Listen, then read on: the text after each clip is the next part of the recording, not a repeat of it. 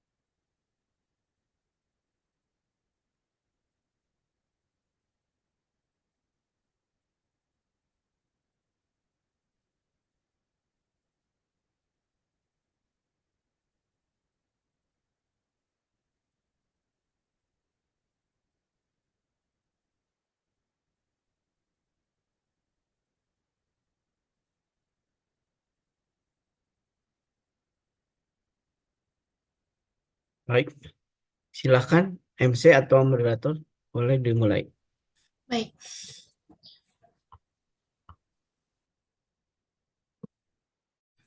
Bismillahirrahmanirrahim. Assalamualaikum warahmatullahi wabarakatuh. Salam Om Swastiastu, Namo Buddhaya, kebajikan bagi kita semua. Puji dan syukur marilah kita panjatkan kehadirat Tuhan Yang Maha Esa karena atas rahmat dan karunia-Nya kita dapat menghadiri kegiatan perkuliahan dosen tamu pada hari ini. Sebelum memasuki rangkaian acara, izinkan saya untuk perkenalkan diri. Saya Nisa Nur Hovifah, selaku moderator yang akan memandu jalannya kegiatan perkuliahan pada hari ini. Sebelum kita memulai sesi penyampaian materi pada hari ini, saya berterima kasih saya ucapkan kepada Bapak Asep Darmawan MK selaku koordinator mata kuliah bakteriologi air, makanan, dan minuman. Kepada Darmawan, saya persilakan untuk menyampaikan sambutan.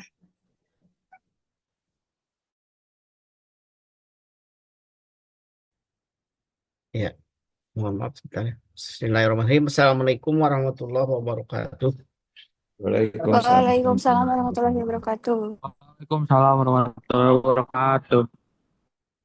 Ya, pagi sejahtera untuk kita semua. Alhamdulillahirrahmanirrahim. Puji syukur kita panjatkan kehadirat Allah Subhanahu wa Ta'ala yang telah memberikan kita semua berbagai kenikmatan, terutama kenikmatan kesempatan pagi hari ini. Kita akan menambah ilmu, keterampilan, wawasan tentang bakteriologi makanan, air makanan minuman dari yang terhormat Gus, dan terima kasih atas kesediaan Bapak di sela-sela kesibukan Bapak untuk berbagi ilmu, berbagi pengalaman, keterampilan mahasiswa, mahasiswi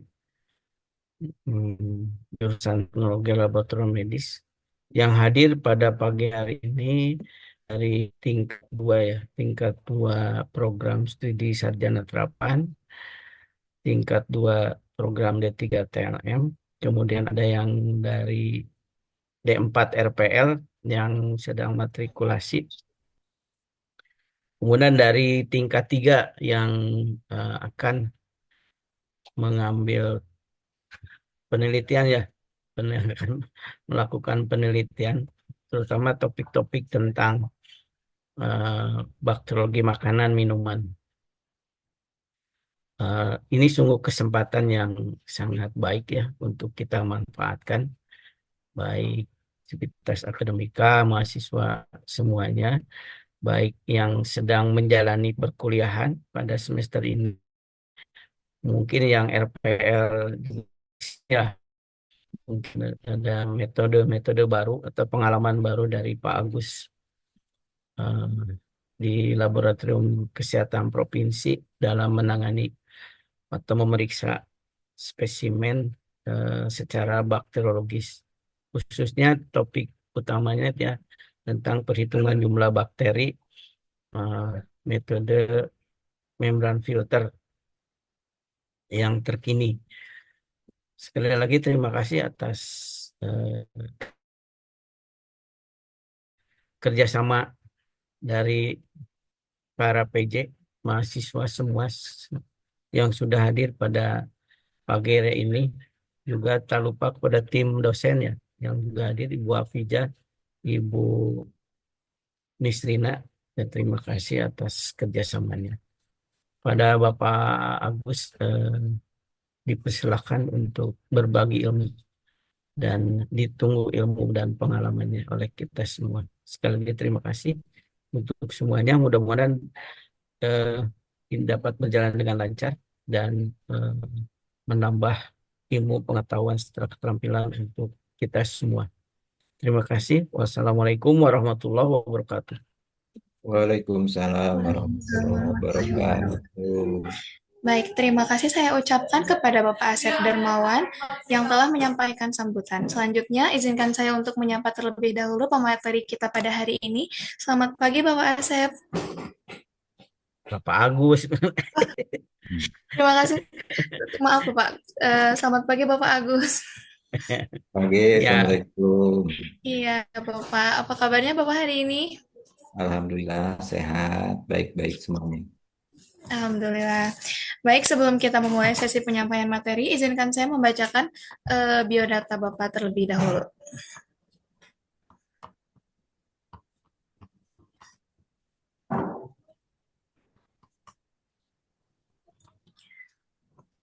Nama lengkap Agus Ramdan Tukino STRKS MM, tempat tanggal lahir Bandung 17 Oktober 1973, pangkat golongan pembina 4A, jabatan Pranata Labkas Ahli Media, Ketua Tim Kerja Laboratorium Kesehatan Lingkungan, Unit Kerja UPTD Laboratorium Kesehatan Provinsi Jawa Barat, Pendidikan D3 Akademisi Analis Kesehatan, D4 Analis Kesehatan Poltekkes Kemenkes Bandung, dan S2 Magister Manajemen. Alamat, telepon, dan email terlampir. Untuk pengalaman, asisten dosen di Universitas MH Tamrin tahun 1998 sampai dengan 2000, BB Lab Kesmas Kemenkes RI tahun 1998 sampai dengan 2000, UPTD Laboratorium Kesehatan Provinsi Jawa Barat tahun 2000 sampai dengan tahun 2025, untuk pelatihan yang diikuti terlampir.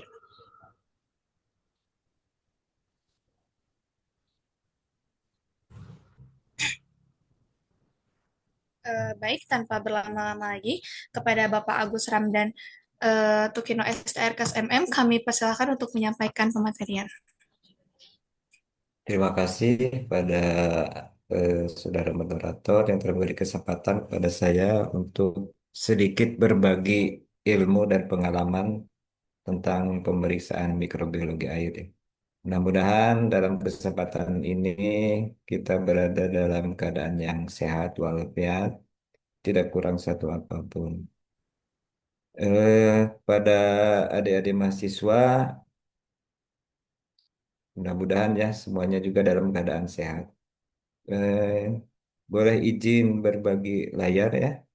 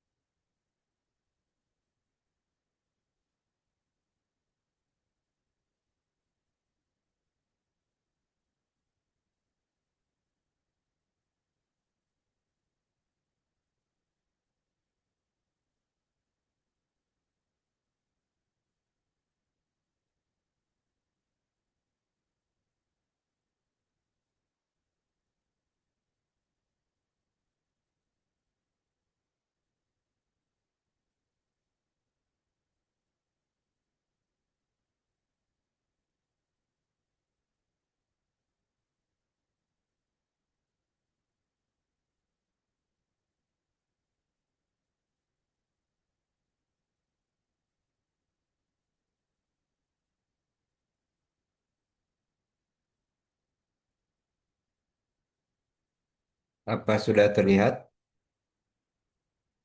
Sepertinya masih memuat, Bapak. Sebentar.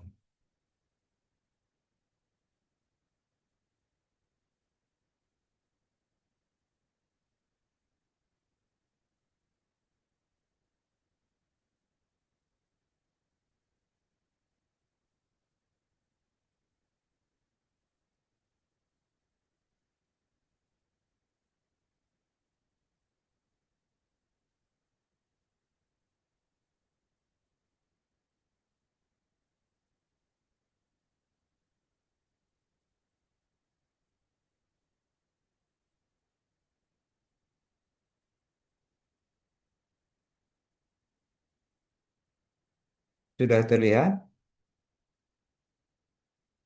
Belum, Bapak. Sebentar. Gangguan.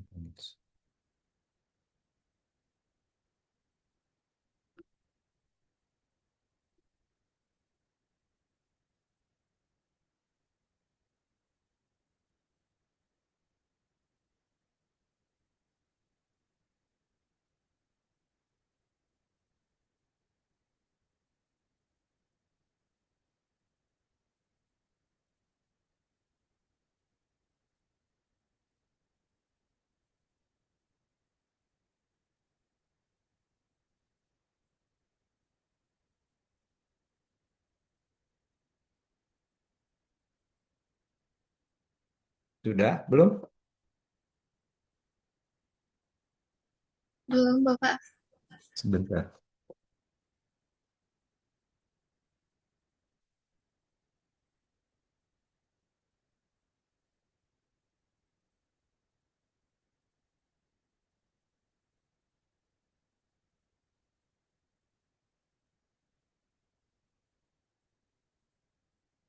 Ini.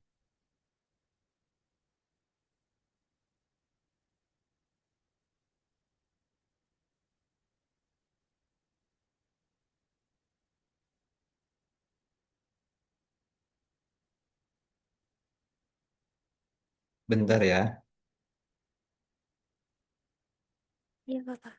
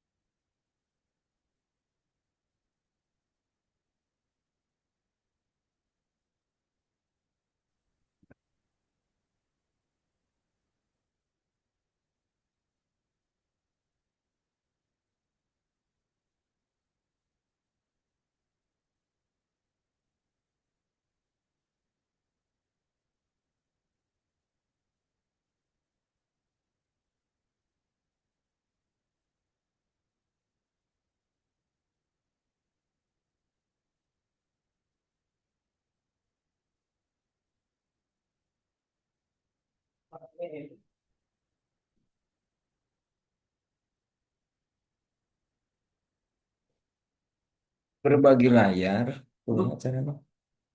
Tidak, tidak.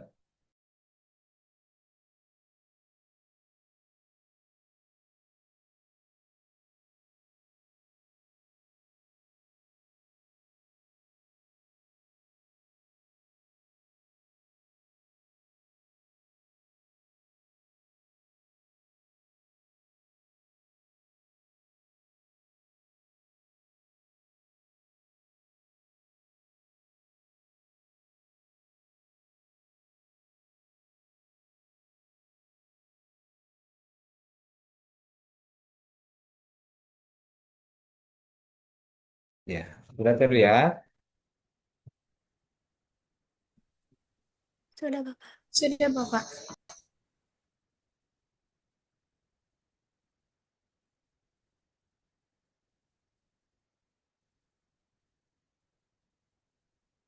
Baik, maaf ya. Agak gaptek sedikit. Eh, ini dari berbagai macam tingkatan ya. Iya, Bapak. Ada yang dari RPL juga ya. Iya, Bapak. Ada. Berarti Ya, semuanya saya izin Pak. ada ya. Yang RTL, yang RTL, RPL dari rumah sakit atau dari Labkesda. Ada yang dari Izin rumah Bapak, sakit, Pak. Oh, ada yang saya dari dari rumah sakit. Puskesmas Pak. Oh, puskesmas juga ada ya. Oh, itu Pak. Dari Labkesda tidak ada.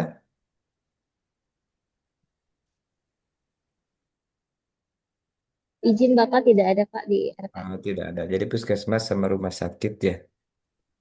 Baik, di Betul rumah Bapak. sakit juga mungkin eh,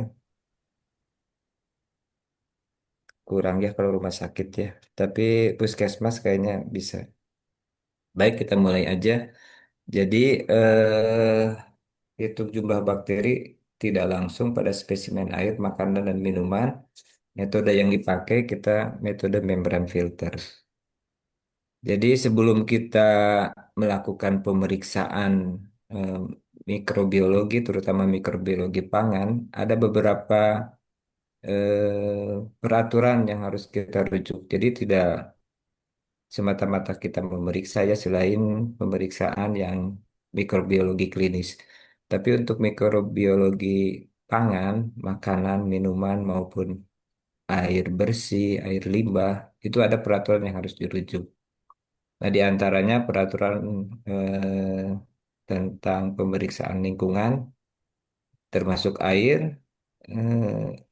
air bersih. Kalau di Permenkes itu ada Permenkes nomor 2 tahun 2023 tentang kesehatan lingkungan. Ada juga untuk makanan, biasanya kita merujuknya ke peraturan BPOM ya, Badan Pengawas Obat dan Makanan. Biasanya kalau BPOM itu dia memeriksa makanan-makanan yang sudah terkemas. Jadi sudah ada kemasan itu wilayahnya wilayah dari BPOM. Sedangkan untuk makanan-makanan jajanan biasanya yang dari kafe, dari warung-warung, restoran, biasanya itu eh, diatur dalam Perda biasanya. Nah, itu wilayahnya wilayah dari Dinas Kesehatan Kabupaten Kota. Biasanya dengan PIRT ya, persyaratannya itu pemeriksaan, persyaratan pemeriksaan mikrobiologinya. Selain itu ada juga Permen LH. Biasanya Permen LH itu ke persyaratan untuk air limbah. Di situ juga ada pemeriksaan airnya secara mikrobiologinya. Nah, ini untuk Permenkes tentang persyaratan kesehatan lingkungan, langsung yang diperiksanya itu biasanya E. coli dan total coliform. Adik-adik bisa lihat semuanya di sini persyaratannya eh, harus nol ya biasanya dalam air minum itu. Dan air bersih termasuk untuk keperluan higien dan sanitasi itu harus nol juga. Satuannya yang dipakai itu CFU per 100 mili. Nah, metode pengujiannya bisa ada di SNI maupun dari APHA. Nah, ini untuk persyaratan BPOM biasanya dia langsung ke produk makanan. Jadi persyaratannya selain ada hitung kuman, total kuman, atau angka lempeng total, ada juga pemeriksaan bakteri kontaminan atau bakteri penyebab penyakit, di antaranya dari golongan Enterobacteriaceae, Salmonella, itu ada persyaratannya. Untuk ALT biasanya ada nanti berapa koloni yang dipersyaratkan. Sedangkan untuk bakteri-bakteri penyebab penyakit seperti tifus ya, Salmonella, itu angkanya harus nol. Nah, sebagaimana kita ketahui dalam pemeriksaan eh, di laboratorium itu dibagi menjadi 3 tahapan ya. Ini saya ulang-ulang karena proses eh, pemeriksaan laboratorium itu tidak berdiri sendiri ya. Tidak hanya di laboratorium juga, tapi diawali dengan tahapan sampling, misalnya masuk ke dalam tahapan praanalitik. Sedangkan dalam pemeriksaan di laboratorium itu masuk dalam tahapan analitik. Dan nanti dalam penulisan hasil biasanya masuk dalam post analitik. Nah, sebelum masuk ke pemeriksaan di laboratorium, apa-apa aja sih misalnya dalam tahap praanalitik. Biasanya praanalitik termasuk sampling ya. Adik-adik nanti kalau bekerja Ada juga kalau yang dari klinik itu kan ada sampling di plebotomi, ada tahapan praanalitiknya. Nah, ini ada yang harus dipersiapkan. Harus kita mempunyai yang namanya dokumen perencanaan untuk sampling misalnya. Nah, yang termasuk diantaranya informasi umum harus ada di situ. Di antaranya di informasi umum itu ada data pasien, data pelanggan, alamat, terus pemeriksaan yang akan diambil itu pemeriksaan apa. Termasuk tujuan pemeriksaan misalnya kalau di pemeriksaan air minum misalnya itu tujuan pemeriksaannya itu untuk persyaratan pemenuhan regulasi biasanya. Kalau ke dalam air limbah malah dalam pemenuhan selain peraturan ada pemantauan atau baseline studi ada juga untuk penelitian. Nah, alat-alat sampingnya harus dipersiapkan, kita sesuaikan peralatan samping yang akan dibawa. Biasanya untuk sampling air minum itu kita peralatannya yang dibawa apa aja, nanti didata di situ di checklist. Terus peralatan pendukung, misalnya jangan sampai kalau kita sampling ke lapangan ada alat pendukungnya tidak terbawa. Di antaranya itu ada labeling, label, spidol, yang kayak gitu ya.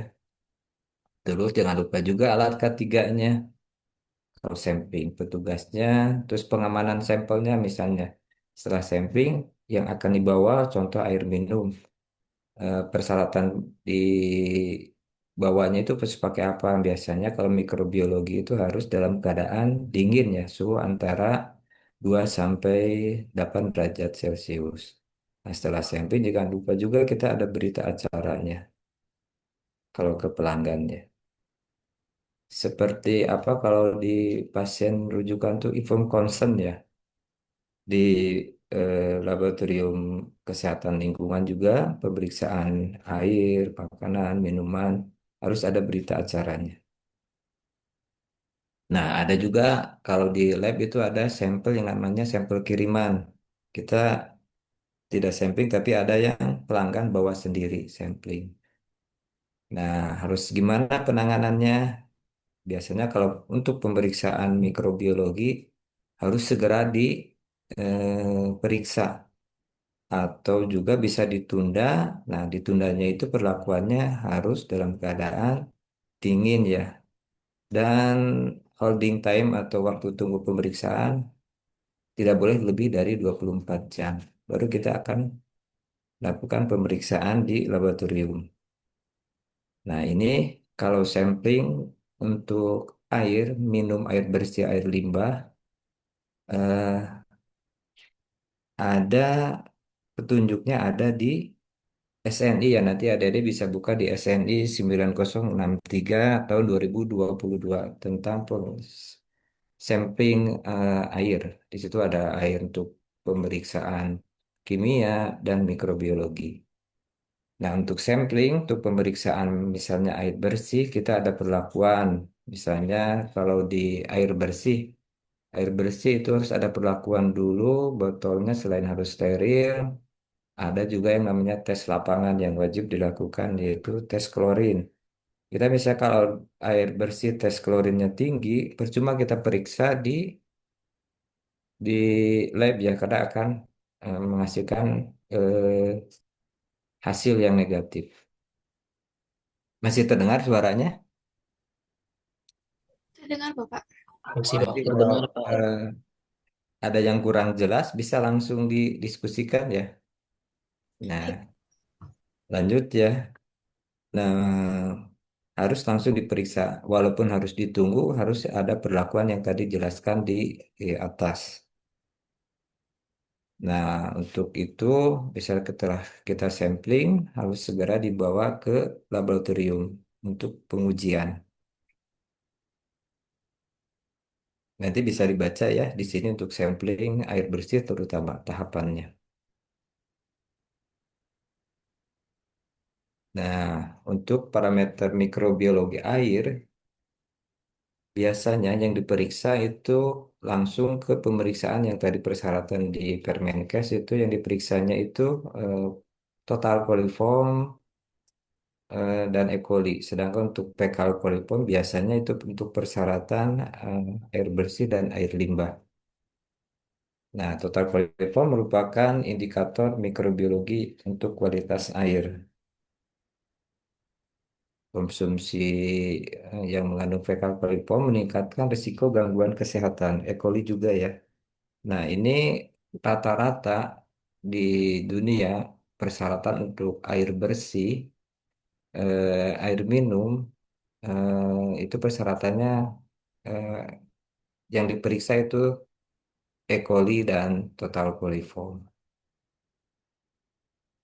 Karena merupakan penyebab kasus diare ya. Yang kemarin juga sedikit berbagi pengalaman yang tentang pemeriksaan MBG ya, sekarang yang lagi booming itu dari awal tahun 2025 banyak sampel-sampel makanan, air juga ada yang sebe yang menjadi penyebab keracunan itu selain bakteri yang dilarang di antara Salmonella, Bacillus aureus, yang paling tinggi menyumbang keracunan itu di antaranya E. coli dan dari golongan coliform ya. Nah, untuk pemeriksaan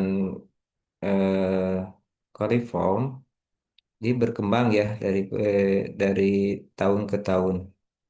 Sebelum tahun 94 sampai tahun 94 untuk pemeriksaan E. coli dan coliform itu biasanya basicnya itu pakai fermentasi. Produk fermentasi diantaranya fermentasi glukosa menjadi asam dan gas. Itu untuk pemeriksaannya biasanya pakai tabung ganda. Lanjut, setelah itu ada pemeriksaannya eh, ke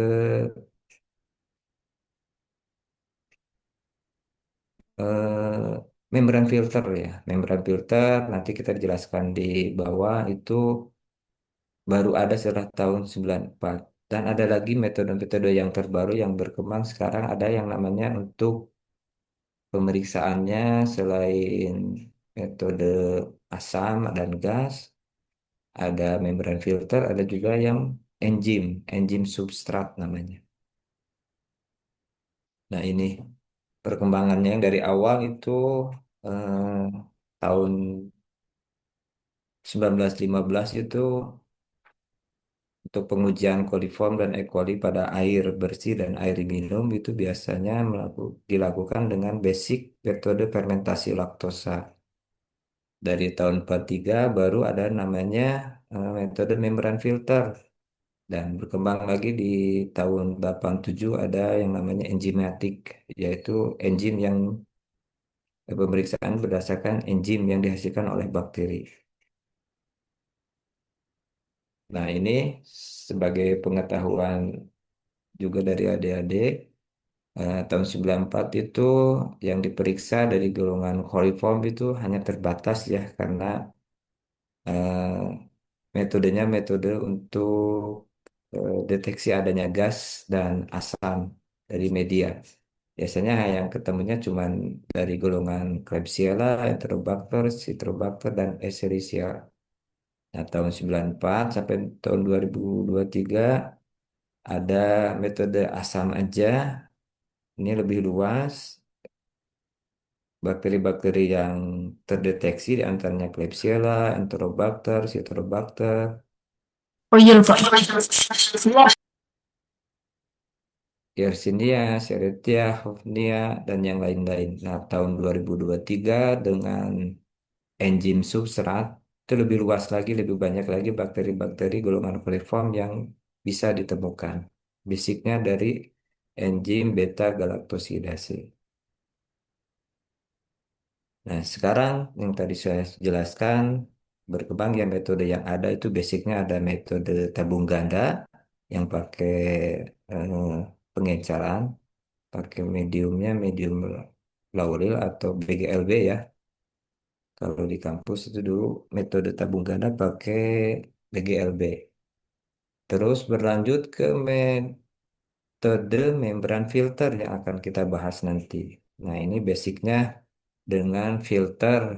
dengan ukuran dia tertentu, disaring, nanti bakteri yang tertinggal di dalam kertas saring kita hitung. Selain bakteri-bakteri E. coli, ada bakteri yang lainnya juga bisa diidentifikasi. Yang terakhir, yang sekarang banyak digunakan karena lebih ringkas dan lebih cepat hasilnya itu pakai metode enzimatik atau substrat enzim teknologi. Nah, biasanya yang diperiksa untuk hitung kuman itu banyakkan dari sampel-sampel matrik air dan makanan. Biasanya yang dipakai untuk membran filter, biasanya matriknya atau bahannya yang diperiksa itu dari matrik air. Sedangkan untuk makanan agak kurang bagus untuk makanan karena perlakuannya lebih lebih rumit ya. Makanan itu harus ada perlakuan khusus untuk pemeriksaan.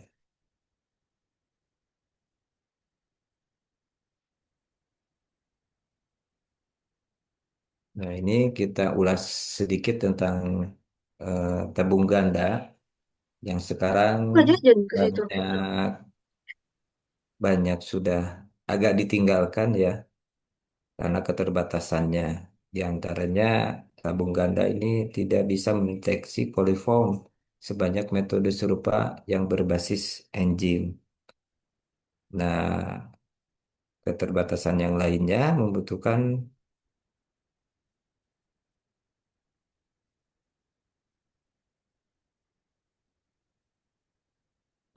dua enzim di antaranya enzim laktosa permease dan galaktosidase tidak bisa dideteksi sama metode tabung ganda yang tadi jelaskan di awal. Hanya ada sekitar 4 bakteri dari golongan koliform yang hanya bisa dideteksi oleh metode tabung ganda. Sedangkan bakteri-bakteri lainnya yang termasuk dalam golongan koliform yang mempunyai enzim galaktosidase tidak bisa dideteksi oleh metode tabung ganda. Jadi sensitivitasnya kurang untuk metode tabung ganda. Terus metode tabung ganda itu panjang ya pemeriksaannya. Banyak sekali alat-alat yang harus dipersiapkan dan teknik pemipetan ini sangat menentukan dalam keberhasilan pemeriksaan. Terus ada 2 tahap pemeriksaan juga ya, ada tahap apa tahapnya itu ada 2 tahap biasanya. Tahap presumtif dan nanti ada tahap konfirmatif. Waktu yang dipakai juga selain alat bahan yang banyak.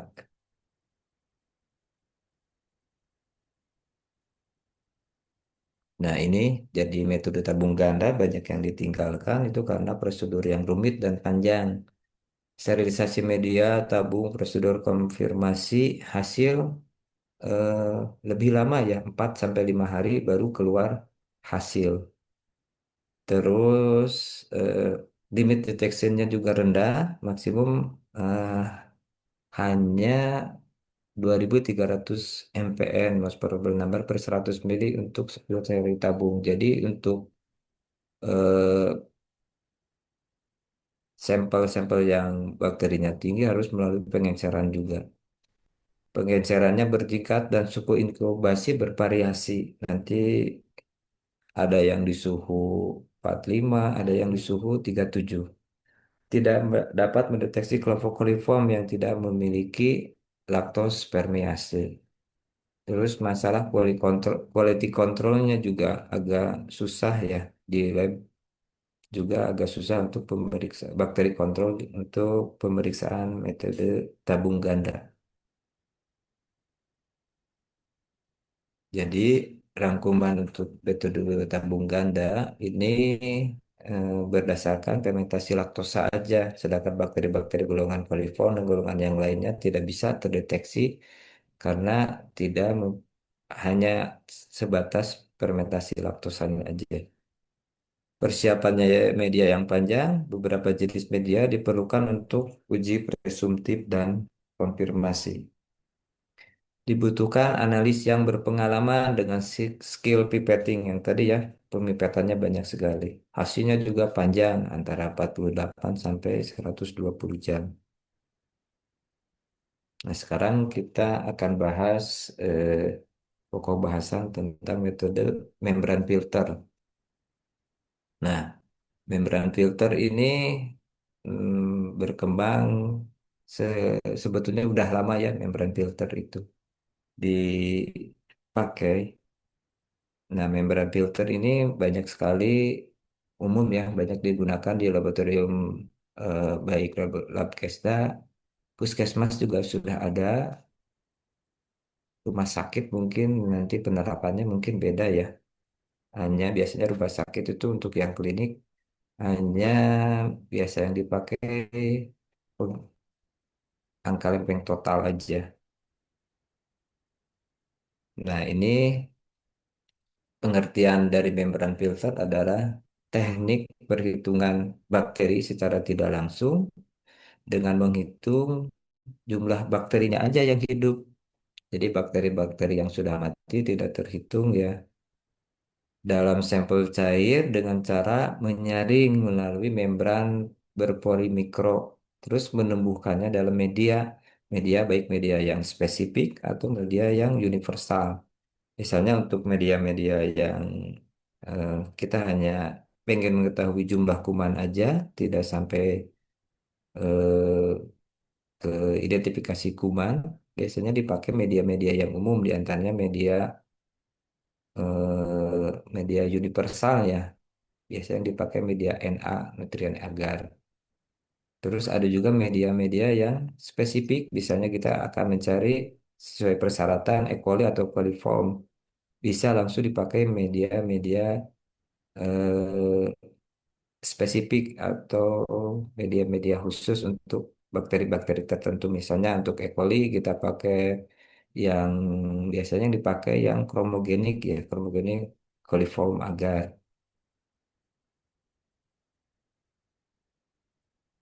Nah, prinsip kerjanya sebetulnya sederhana untuk pemeriksaan metode membran filter.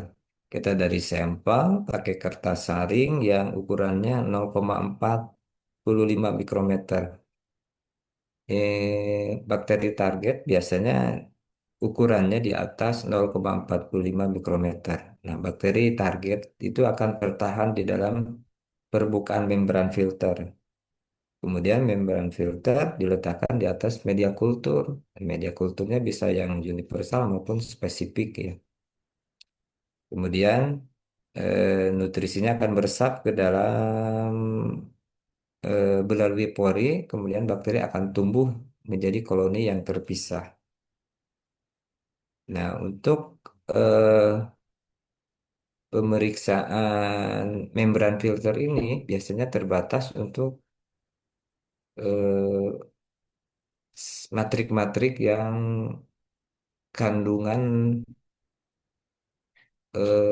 kandungan bakterinya rendah ya. Sedangkan untuk bakteri-bakteri yang tinggi, misalnya sampel-sampel dari sampel air limbah, metode ini kurang cocok.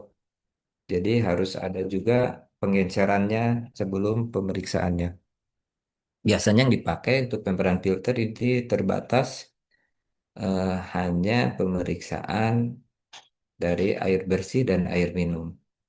Sedangkan untuk air-air yang tercemar karena tinggi nanti susah ngitungnya, kurang cocok untuk pakai metode membran filter. Jadi prinsipnya saya ulangi sekali lagi, sampel dari matrik cair harus cair ya, kalau padatan tidak bisa. Sedangkan makanan kan kebanyakan padatan harus kita perlakuan dulu dicairkan. Kan, sedangkan dalam proses preparasinya itu lumayan lumayan lama juga ya. Jadi untuk makanan kurang cocok.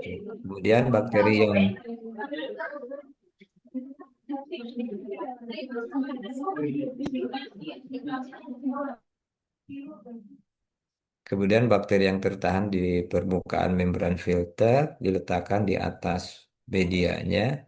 Nah, itu nutrisi yang ada di dalam media tersebut akan meresap dan bakteri akan tumbuh menjadi koloni yang terpisah. Nah, koloni yang terpisah itu yang akan kita hitung. Nah, alat-alat untuk metode membran filter diantaranya ada unit penyaring membran atau disebut dengan manifold atau holder. Kemudian ada pompa vakum. Pompa vakum ini kalau yang sekarang di lab-lab yang pakai pompa vakum yang otomatis ya atau juga ada pompa vakum manual.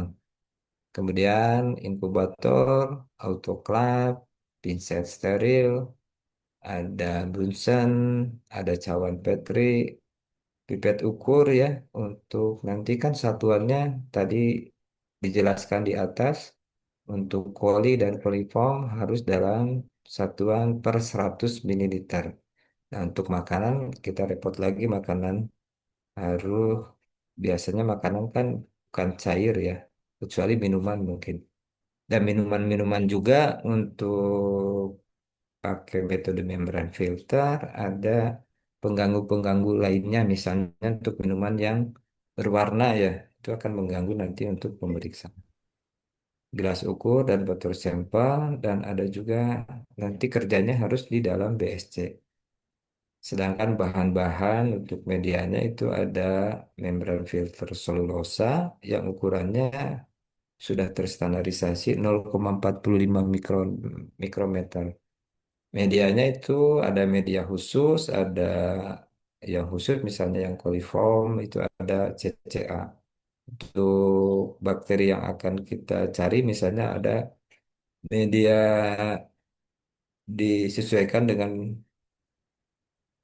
kuman target yang akan kita deteksi. Misalnya untuk salmonella kita pakai Salmonella segera agar misalnya. Ada Aquades, Aquades steril, alkohol, sampel air ya. Dan untuk PMI-nya kita pakai kuman kontrol. Atau kalau tidak ada kuman kontrol kita pakai Blanco atau pakai media, media kontrol ya.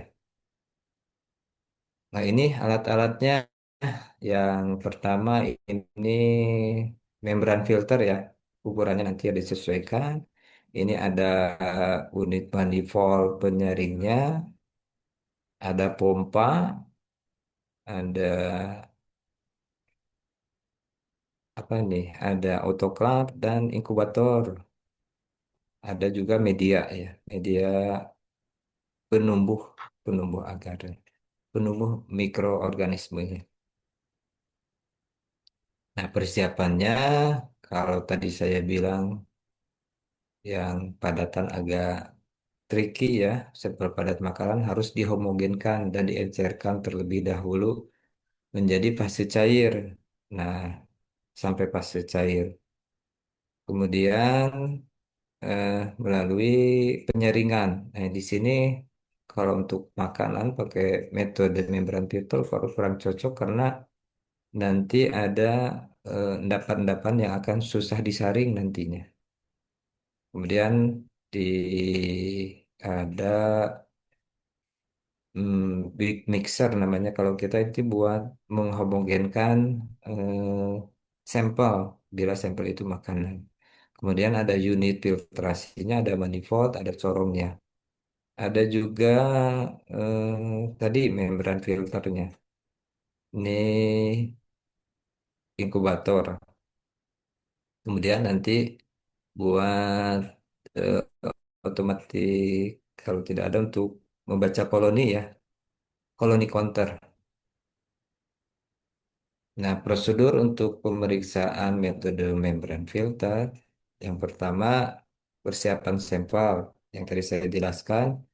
Sampel padat atau makanan harus dihomogenkan dan diencerkan terlebih dahulu menjadi fase cair. Kalau sampelnya air bisa langsung disaring. Nah, penyaringan, kemudian dalam tahap penyaringan, sampel dengan volume tertentu, misalnya untuk air karena dia satunya per 100 mili berarti sampelnya harus 100 mili. Kemudian dituangkan ke dalam seorang penyaring parfum yang berisi membran steril. Jangan lupa membran sterilnya disimpan di antara corong dan manifold penyaring.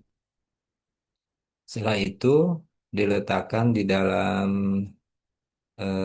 media, kemudian diinkubasi selama 24 sampai 48 jam. Suhunya disesuaikan ya, ada yang 35, ada juga yang 37. Kemudian setelah diinkubasi, kita lihat dihitung jumlah koloninya. Misalnya untuk yang total kuman misalnya, dihitung semuanya. Sedangkan untuk bakteri target biasanya pakai media yang kromogenik, ada warna-warna tertentu, koloni-koloni khas untuk misalnya E. coli ya, biasanya dia berwarna merah muda, itu yang dihitung. Bakteri-bakteri yang ciri-ciri koloninya tidak sesuai, itu tidak dihitung untuk koloni-koloni target. Nanti dihitung jumlah kumannya. Nah, ini perhitungan metode membran filter. Biasanya yang dicari itu coliform, dia akan membentuk koloni yang merah muda. Sedangkan untuk E. coli dia warnanya biru ya. Sedangkan dari golongan Aeromonas nanti akan memberikan warna kuning biasanya. Kecuali total kuman yang akan kita target itu dihitung semuanya. Sedangkan dalam persyaratan itu eh, yang air misalnya itu harus langsung dalam satuan per 100 mili. Jadi dihitungnya yang E. coli aja atau coliform aja. Biasa persyaratannya. Nah, kelebihannya metode membran filter ini sangat efektif untuk sampel dengan kepadatan bakterinya yang rendah. Bisa menjadi volume sampai besar. Sedangkan kekurangan tidak cocok untuk sampel yang sangat keruh yang tadi saya sebutkan. Misalnya untuk minuman yang berwarna itu agak menjadi susah nanti dalam tahap perhitungannya. Karena banyak zat-zat tersuspensi yang dapat menyumbat pori-pori. Apalagi makanan ya.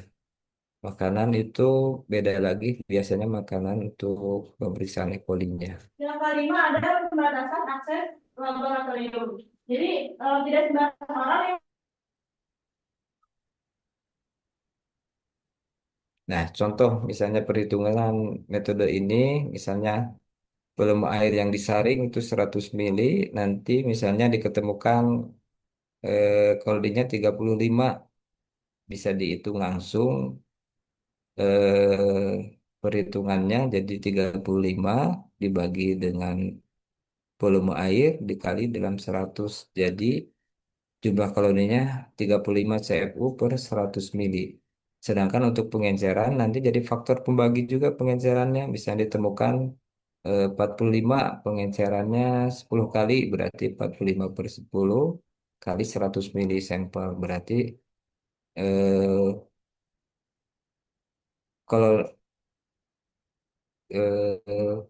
jumlah kumannya itu 450 CFU per 100 mili. Nah, ini untuk performa sebagai informasi, jadi banyak sekali membran-membran filter yang ada di luaran itu sangat mempengaruhi nanti dalam perhitungan atau kuman-kuman yang tumbuh di dalam medianya. Itu sangat berpengaruh juga membran-membran filternya. Ada yang performanya bagus, ada yang performa yang kurang bagus ya. Ini biasa yang umum di pasaran, merek-mereknya seperti ini. Nah, untuk media-media penumbuh yang tadi saya sebutkan, misalnya kita akan cari E. coli-nya biasanya dipakai untuk Chromogenetic coliform agar. Itu untuk E. coli dan total coliform. Biasanya E. coli akan memberikan koloninya itu warnanya biru kehijauan. Sedangkan coliform lainnya akan memberikan warna yang merah sampai ungu. Biasanya di aplikasinya untuk pengujian air atau pangan lingkungan itu yang kromogenik agar. Sedangkan yang untuk bakteri target salmonella biasanya dipakai kromo agar salmonella. Nah, warna koloninya merah sampai ungu. Sedangkan untuk listeria biasanya akan memberikan warna hijau, biru hijau dengan zona buram. Untuk agar yang MRSA biasanya untuk Staphylococcus aureus biasanya ini untuk klinik ya. Di makanan juga pernah ada pemeriksaan untuk Staphylococcus aureus. Nanti warna koloni targetnya akan memberikan warna merah muda, merah sampai merah muda. Biasanya aplikasinya untuk screening klinis infeksi nosokomial. Sedangkan untuk kandida khusus ada brilian kandida agar. Misalnya untuk kandida albican itu akan memberikan koloni hijau ya nanti di media brilian kandida agarnya. Sedangkan kandida tropicalis akan memberikan warna hijau dan kandida krusei merah muda dan kasar di warna koloni targetnya. Biasanya nanti aplikasinya di rumah sakit biasanya untuk diagnosis klinis infeksi jamur. Nah, ada juga yang buat ISBL ya. Biasanya untuk screening resistensi antibiotik klinis. Nah, membran filter juga ada kelemahannya ya, variabilitas membran filternya. Yang pertama itu tipe manufaktur pembuat. Nah, tadi di daftar yang tadi ada yang bagus ya. Nah, tipe membran dan dari manufaktur ini mempengaruhi performa membran filter. Terus material membrannya biasanya mempengaruhi performa terhadap target bakteri. Nah, nanti disesuaikan untuk aplikasinya membran filternya.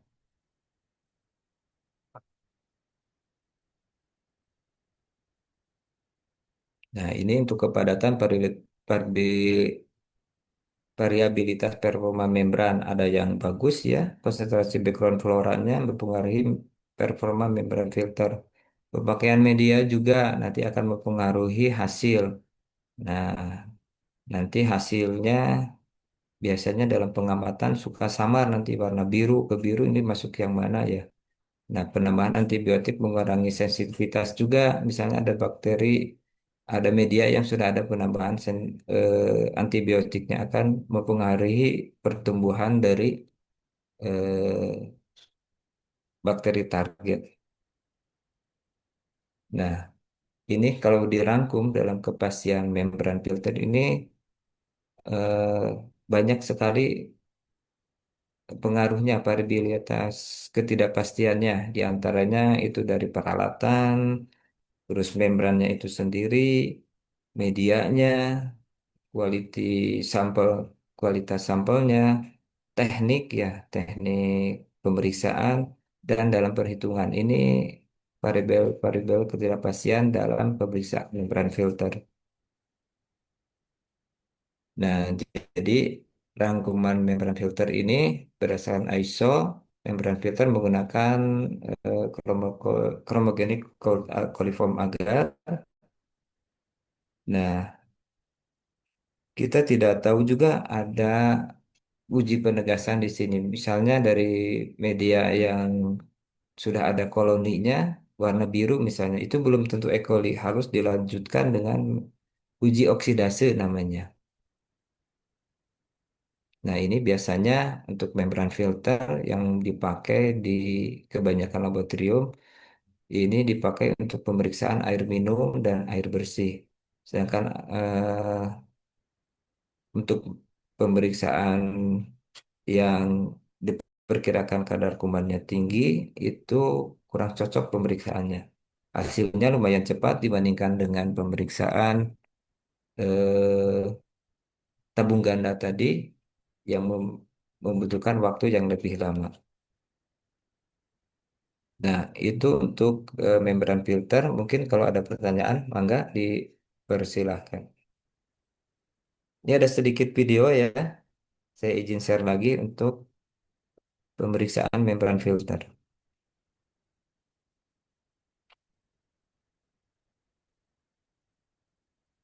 Ada pertanyaan untuk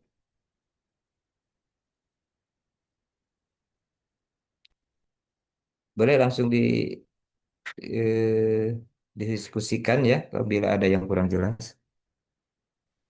Baik, untuk sesi tanya jawab, sebelum masuk ke sesi tanya jawab, saya izin bertanya dulu, Bapak. Untuk pertanyaannya, apakah akan ditampung terlebih dahulu, apa langsung dijawab? Ditampung aja dulu. Baik, untuk mahasiswa yang ingin mengajukan pertanyaan, diharapkan menggunakan fitur raise hand dan membuka mikrofon ketika dipersilahkan. Silakan, apakah ada yang bertanya? Ada mau lihat video dulu, ada sedikit video. Tadi ada yang mau bertanya, Bapak, apakah bertanya dulu? Enggak, enggak. Silakan. Silakan, Siti Zahra. Putus ya. Sebelumnya Bapak maaf izin off cam. Jadi Bapak sebelumnya izinkan saya bertanya. Jadi untuk persiapan kalau untuk sampel makanan tuh, sampel makanannya itu diencerkan terlebih dahulu atau ada perlakuan khusus gitu ya Pak? Ini dari siapa namanya ya?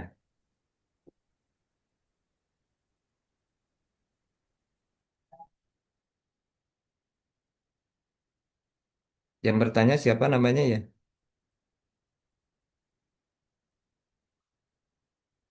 Tadi Teh Siti Zahra, Bapak.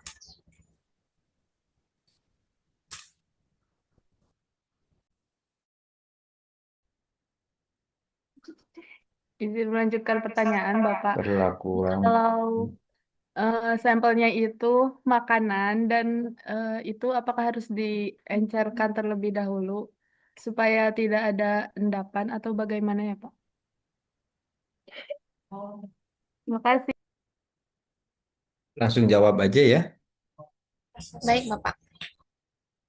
Nah, ini kesulitan membran filter, kelemahannya kalau matrik yang akan kita periksa itu makanan. Makanan biasanya makanan padat ya. Harus ada perlakuan dulu, harus dalam kita rubah jadi matriknya matrik air, matrik cair. Eh, Berarti harus ditimbang ya. Terus apa namanya di blender kalau kita. Nah, nanti jum untuk makanannya dia akan kesulitan dalam tahap penyaringan. Makanya untuk metode makanan yang biasanya yang dipakai itu bukan metode enzim substrat. Biasanya yang dipakai itu bukan metode membran filter. Biasanya yang dipakai itu balik lagi ke tabung ganda atau enggak pakai metode yang terbaru lagi, metode yang enzim substrat. Karena untuk makanan itu kita merubah matriknya dari padat ke cair itu agak susah ya. Nah, di situ banyak kelemahannya nanti. Jadi untuk makanan biasanya pakai metode yang dipakai bukan metode membran filter, tapi metode lainnya selain membran filter, diantaranya metode tabung ganda dan metode enzim substrat.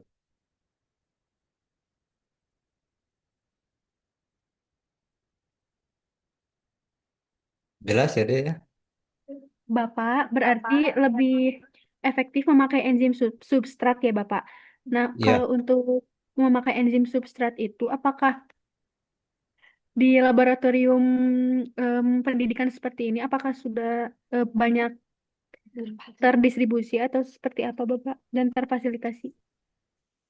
Sebetulnya metode enzim substrat itu metode yang lebih gampang ya, lebih apa ya, lebih mudah dikerjakan. Di antaranya pakai apa yang di lab-lab itu. Kalau di Labkes Jabar biasanya pakai eh, dari produk apa namanya? Maaf ya, jemput produk dari IDEX atau Thermalindo. Jadi dia si makanannya ditimbang.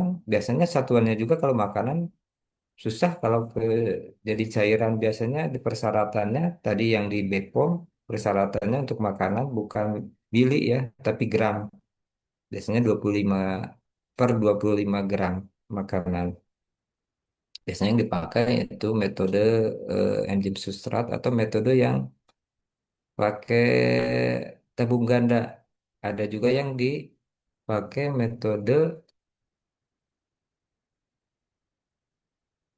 metode tumbukan langsung ya yang langsung tidak eh, apa namanya metode itu? Yang metode manual yang pengenceran manual ya.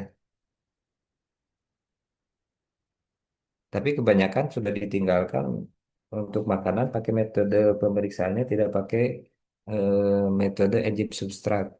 Karena itu kerepotan kita eh, dari perubahan matriknya dari padatan ke cair. Banyak pengganggunya nanti ke hasilnya juga banyak terlalu banyak gangguan, terlalu banyak penyimpangan hasilnya tidak bagus ya.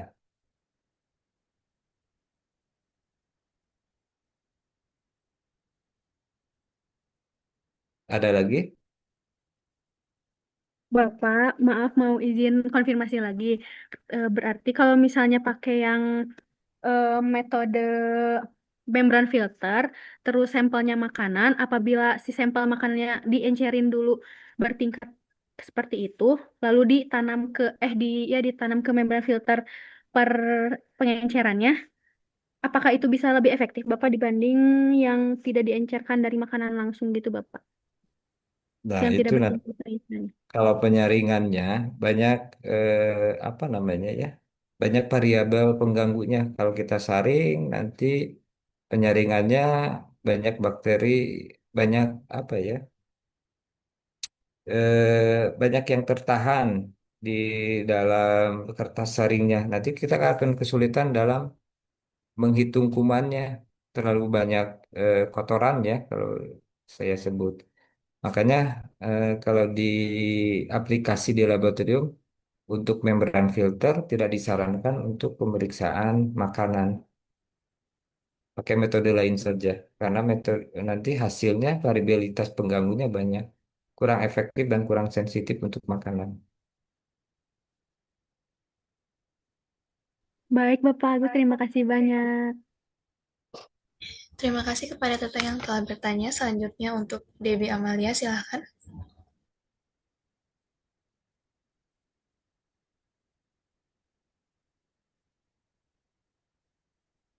Baik, Bismillahirrahmanirrahim. Perkenalkan, nama saya Debbie Amalia Landa dari Prodi D4 dari kelas 2A.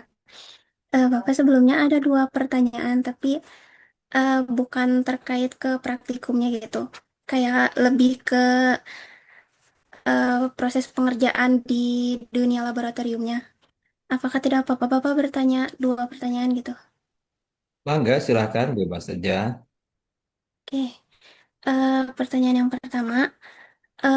Kan tadi tuh di awal-awal Bapak nyebutin kalau misalkan sampel tuh ada yang dibawa dari luar gitu nih. Jadi pengambilan sampelnya bukan dilakukan oleh kita. Nah, kalau misalkan selama sampel yang dibawa itu ternyata terkontaminasi, misalkan tutupnya tuh kurang rapat kah atau bagaimana? Nah, itu tuh untuk untuk kita bisa tahu gitu saat pemeriksaannya kalau misalkan hasilnya tuh bakterinya positif. Cara kita tahu kalau misalkan itu tuh bakterinya positif karena terkontaminasi atau karena emang dari sampelnya tersebut bagaimana ya Pak? Apakah ada parameter yang membedakan gitu kalau misalkan itu tuh terkontaminasi